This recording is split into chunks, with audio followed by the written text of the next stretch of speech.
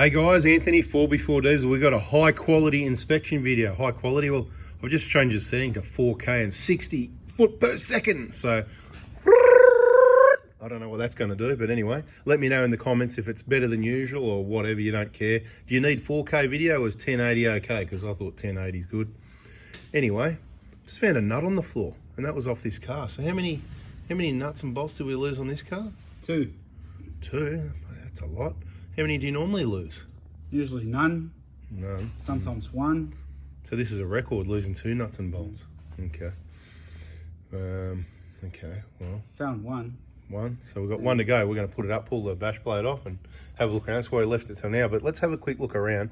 First thing that I want to just point out is, and this is going to cover all sorts of different little topics, but just quickly, it's an inspection. We're going to check things out, but things to avoid, things to look out for, that sort of thing.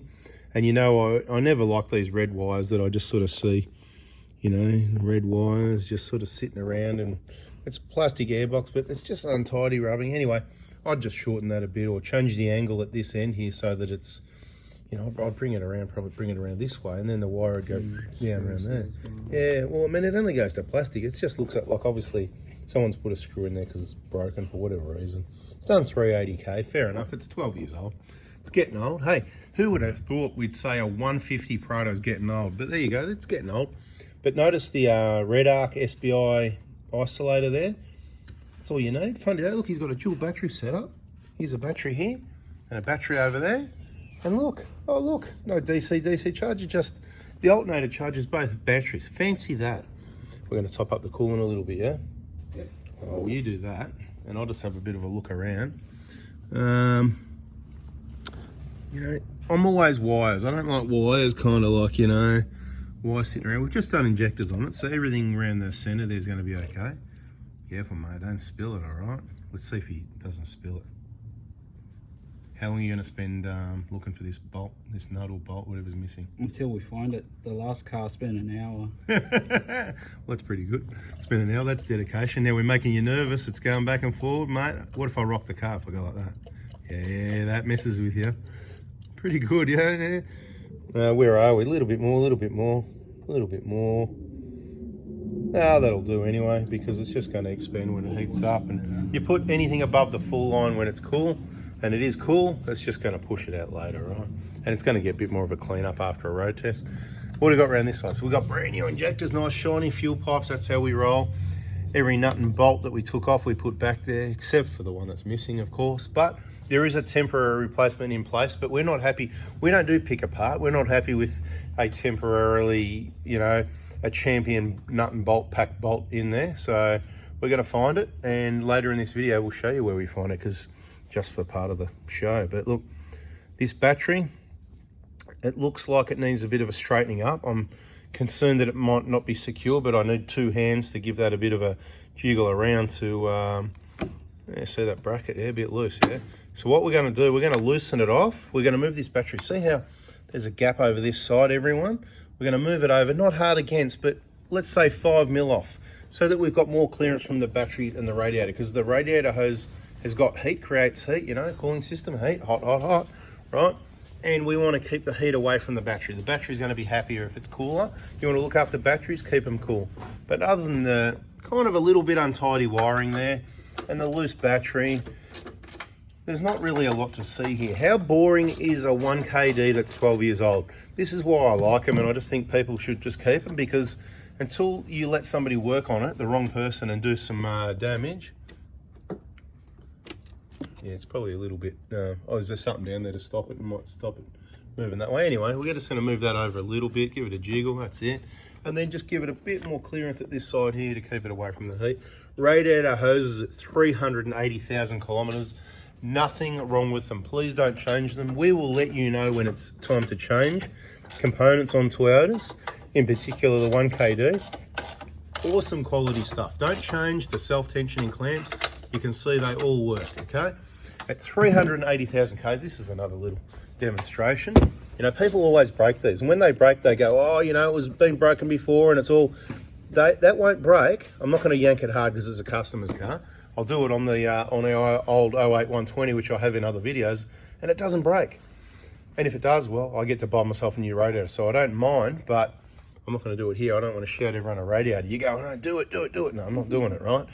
But what happens is once they break, yes, they do look powdery and brittle and all that, but that's what happens once it has that stress, that fracture, and it breaks, it looks like that. So rest assured, there's nothing wrong with it. But when you're working on these vehicles, whatever you do, don't lean on that hose over there at the top of the radiator. Up here, pretty boring other than a few wires that need to be tidied up. I could talk about other stuff if it was other makes and models. Like, it hasn't had a BFE, right? It has not had, I'm banging that just to see what happens.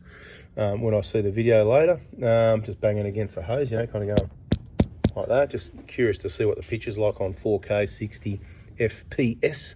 But that belt there, so 450K, hopefully he's back for a BFE. Get that belt replaced, all the bearings, because it was quite squeaky. Did you hear the squeak in another video? Yeah, that was this one, right? Because 380K and it hasn't had a belt or bearings, or it's an aftermarket belt, but I don't think it is by the looks of it. It could be the original belt, mate. How good are Toyotas? That, you know, on one hand, they're putting themselves out of business with vehicles this good, and I still can't believe it when I read the comments. I know a lot of people, respectfully, you know, oh, Toyotas, you know, dropped the ball, you know, and they're not as good as they, you know. I wouldn't agree with that at all. They're always getting better and better. The quality's awesome. And any issues that there are, it's all caused by a misunderstanding of the required maintenance, people not doing the right work on the vehicle. And if it's something like a DPF problem, well, that's not really a DPF problem. That's, you know, it's kind of, anyway, let's not go there, okay? DPFs are problems, just like EGRs are problems. Do you get what I mean? They are forced to put these stupid things, and I say stupid because perhaps there's better ideas, ways of keeping things clean, and you know, whatever. Let's move on to underneath the vehicle, because I'm just talking too much again. You think I've been on the nice easy access in the side there to change the alternator, and eventually it will need to be changed, and you can see it has been changed. Bananas. All right, let's not talk about the bananas. We'll talk about that in another video. Let's just have a look around. The only reason that's wet because we've given it a wash down after the injector replacement job, and now we're safe to go under. So I'm looking for, I know the bolt, that little 12mm head M8, right? It's an M8. And it dropped down about here somewhere, so you can yell out anything you find with your usual checks, any play in the inner rack ends, loose rack ends, wheel bearings, a little bit of movement. A little bit. Is it the bell? Oh yeah, I can see it moving. When you do that, yeah, it's in the inner ball, I reckon. Although the inner rack ends can be loose on the 150, so you've got to check how tight they are before you decide to replace them. Right, now where's this bloody bolt? Kind of ended up here, could it? Not there. It could be anywhere up there, mate. Who knows? Hard to see at the moment. It's not going to be. It's probably right up the top, you know. Did you like hear it go bang down to the bottom? So now you know he dropped it, not me. So there you go. Okay. It's got to be in this bash plate, doesn't it? Somewhere in there, down there, somewhere as they did up there. I think I see it. Yeah, it's in the bash plate. It's not focusing, but let me zoom it, and we'll see if we can get that. See it there? Let's see if that focus. There it is. There he is. That's the one from the EGR cooler, guys. The EGR cooler, that is the most important bolt. You do not want to, that's why we put one in temporarily. I don't even want to start the engine and run the engine temporarily without that bolt in there. That's how fussy we are. While you grab that out, look straight down through there. Right, see that? You can see in the middle of the picture, all right? Okay, I'll go and have a look. Look at this thing, 380K. Lives out sort of semi-bush, we'll say, a little bit rural. That's why you can see, you know, dirt road work. So it actually gets used, does some tracks, and it's got quite a few pinstripes on it. It's got the EFS, you can see it's got the mud. So, you know, you get the King Springs. We're just going to have a look around. At 380K, do you realise how many Ks that is? Like how much wear and tear? Rear brakes, near new, they've been replaced, I'd say, recently. Plenty of rear pads. Why do I always go to the rear pads first? Okay. These bushes. Let's have a look at these bushes. Yeah, they're just the normal rubber deterioration. Let's have a look if we can see it, these back ones here. Right. Look how good they are at 380. You're going to never really replace them. I think this 4K video is a lot better quality, isn't it? I think so. It looks good when I'm looking on the screen. It's looking a lot better, so We'll do this sometimes. Let us know in the comments if all the video quality is okay, or if you really reckon the 4K is heaps better, mate. Yeah, we need to do that. Yeah, like I said, bit of mud, it gets used. Right, he's got the Toyo Open Countries on there. A lot of people happy with those. I'm not saying they're a bad tyre. I'm not saying they're the most grippy, aggressive tyre for gripping off-road situations, but they're a little bit tougher than a road tyre. They're probably heavier. They use more fuel, deeper tread, and they'd probably be pretty grippy on the road. You know, a good balance for someone that doesn't do a lot of off-road, I'd say. It's each to their own on what you need there. EFS. Not a big fan of EFS, but they're in there. You can see they've been in there a while. They've been hammered by some rocks. I'd say not any sort of massive amounts of outback sort of... did you get that bolt out yet or what? Yep. Beautiful. No oil at that transfer case. So I don't think they all leak, or they all leak eventually, because most of the ones we see aren't leaking. And some of them do leak prematurely. I'm not sure why, really. It's very rare. Let's have a look at this pan gasket in a minute. It's probably never been off. So I said these 5-speed autos are bloody bulletproof. Just having a look up, see what's up around there. Starter. Oh, the plug. So I don't think, 380k, the plug. That one's not really leaking oil. I wouldn't even call that leaking. I'd wash that and check it again. Let's have a look at these control arm bushes. They're always interesting to see. At 380k, look, you can see that tear in there. Right, hard to see, I know. Try and get the angle right. I can tell you with my eye, it's only about from what I can see, about a third of the way ripped. So even at 380k, the front one's looking a fair bit more mushed, but it's not completely gone. So it's something that might need to happen sometime. It's something you need to monitor, whether you change the bushes. That one's looking pretty messed up, actually. That one there. But when you pull them off, sometimes you pull it off and go, oh, it just looked like it wasn't that bad. Let's have a look at this one again. About a third maybe. You can see that split just starting at one end. So depending how you look after the vehicle and drive it and use it, there's a lot of variables with those bushes. They can last quite well. So don't automatically think you're going to have to change your arms or your bushes because somebody said, oh, there's cracks, because they could be just started like these ones. How's the play in the front wheel bearings? No play. And they don't look like they've been changed lately, but we don't know. They could have been changed. Lower ball joint, upper ball joint, tie rod ends. The rack, only a tiny bit of that oil sweat on the bottom of it. Genuine drive shaft still. No leaks, no sweats. Like I said, so don't assume, right? No leaks, no sweats on that. Don't assume that things are going to happen, because this thing with a clean-up, you could pass it by me and I'd say it's done 180k, which is 200,000 less than... So, like you can tell it's a bit dirty, and look at this, like there's no oil leaks, it's bone dry. I mean, look at the sump there.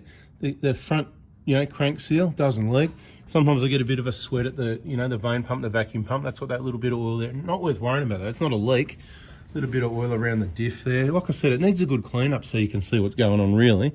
That's actually not a sweat. That's us. We leaked fuel all over the diff and washed it, and it's just not fully clean and dry yet. We've done a preliminary clean, right? We'll give it a bit more of a clean, but a clean's a clean. We could spend hours cleaning. We could spend 2 hours cleaning this car, it's, so yeah, that flap, the access to the alternator, whoever he's gone to replace the alternator, you can see they've pulled the plugs out and they've just left the flap hanging there.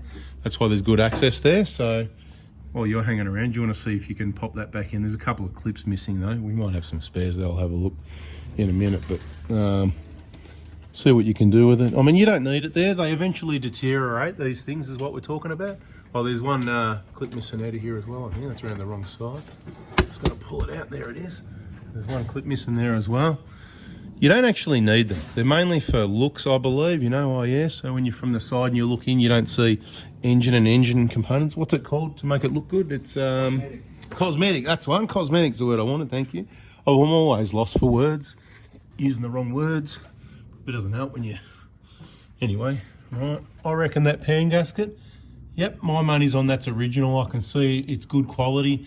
It's got those tiny little hairline cracks in it that you start to see when they get older. It's got plenty of mud and everything on it too. The thing's been used. Has it even had a transmission flush? Who knows? It's hard to tell from that one, but probably not, because it doesn't look butchered up and there's no leaks, right?